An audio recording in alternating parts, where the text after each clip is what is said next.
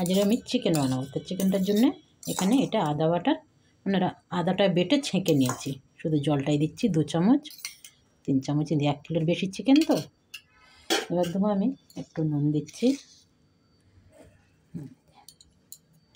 এবার কাশ্মীরি লঙ্কার গুঁড়ো এটা 2 চামচ ভরে দেবো, আর একটু দিয়ে দিই। এটা আবার লাল লঙ্কার গুঁড়ো, মানে খুব ঝাল হবে এটা, একটু চটপটা। এবার আমি 100 গ্রাম দই দিয়ে দিলাম। এখানে আর কোনো মশলা দেবো না আমি, এটাকে খুব ভালো করে মেখে রেখে দেবো এবার ফ্রিজে।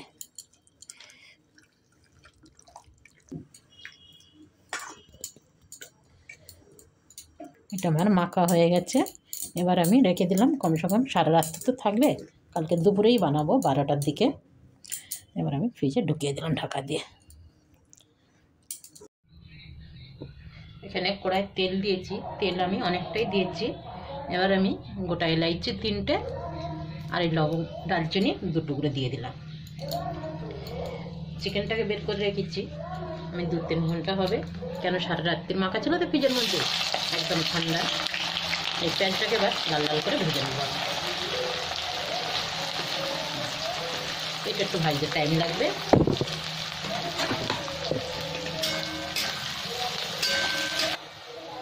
এখানে আমার হাফ ভাজা হয়ে গেছে পেঁয়াজ। এবার আমি 1 চামচ রসুন বাটা দিয়ে দিলাম। রসুনটাও ভালো করে ভাজা হয়ে যাবে পেঁয়াজের সাথে।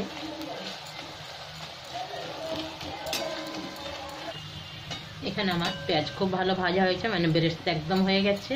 এবার আমি মেখে রাখা চিকেনগুলো সব তুলে দিলাম।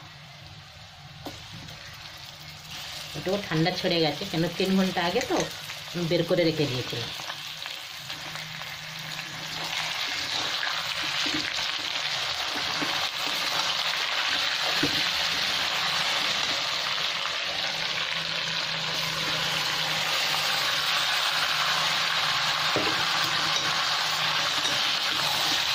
এটা খুব ভালো করে আমি ভেজে নেব, তারপরে মশলাগুলো আবার দেবো আমি। এতে বেশি মশলাও দিতে হবে না, টমেটো পিউরি দিয়ে দেবো। এখন এতে 10 মিনিটের মতো আমি ভাজতে থাকবো, একদম কালার চেঞ্জ হয়ে যাবে। এবার আমি এখানে 2 চামচ আদার রস দিয়ে দিলাম। এটা ছেঁকে রেখেছিলাম আর একটু মানে চলে গেছে, একটু চুলবেগুলো এখানে 3 চামচ দিয়ে দিয়েছি। এবার আমি নুন দিয়ে দেবো। নুনটা আগে দিয়েও মেখে রেখেছি, এই জন্য কম দিচ্ছি এখন। আর এবার 1 কাপ টমেটো পিউরি দিয়ে দিচ্ছি। এটা আমি বাড়িতে বানিয়েছি। 2টা রসুন দিয়েছি, 1 চামচ চিনি, একটু নুন দিয়ে রাত্রে সেদ্ধ করে রেখেছিলাম, সকালে এটা পিউরি বানিয়ে নিয়েছি। এবার এটাকে ভালো করে আমি কষে নেব।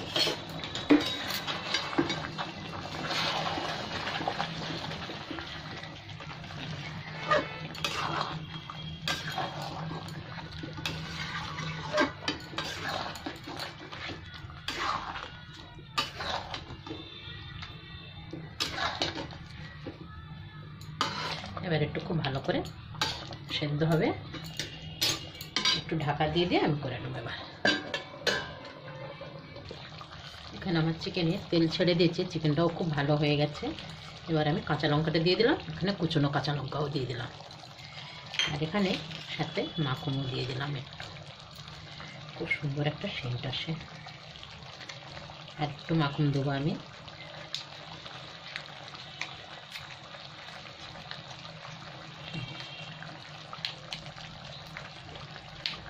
আর একটু মাখন দিয়ে দিলাম, আর একটু নেড়ে দেবো। এতে ভাত, রুটি, পোলাও ভাতের সাথেও ভালো হয়, পরোটার সাথে, রুমালি রুটি, এগুলোর সাথে খুব ভালো হয় খেতে। চিকেনটা আমার একদম সেদ্ধ হয়ে, লেগ পিসগুলো সব ছেড়ে গেছে। লেগ পিস ছেড়ে গেলে বোঝা যায় যে চিকেন পুরো সেদ্ধ হয়ে গেছে।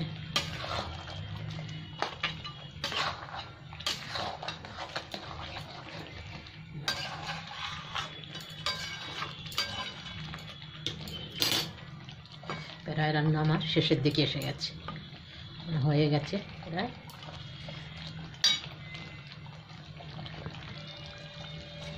চিকেনটা আমার হয়ে গেছে, একদমই তেল ছেড়ে দিচ্ছে আর জল নেই। দইয়ের থেকেও তেল ছেড়ে দিচ্ছে, টমেটোও শুকিয়ে গেছে, পিউরিটির থেকে তেল ছেড়ে দিয়েছে। এবার আমি গ্যাসটা বন্ধ করে দিলাম। হয়ে গেছে আমার আজ চিকেন বানানো।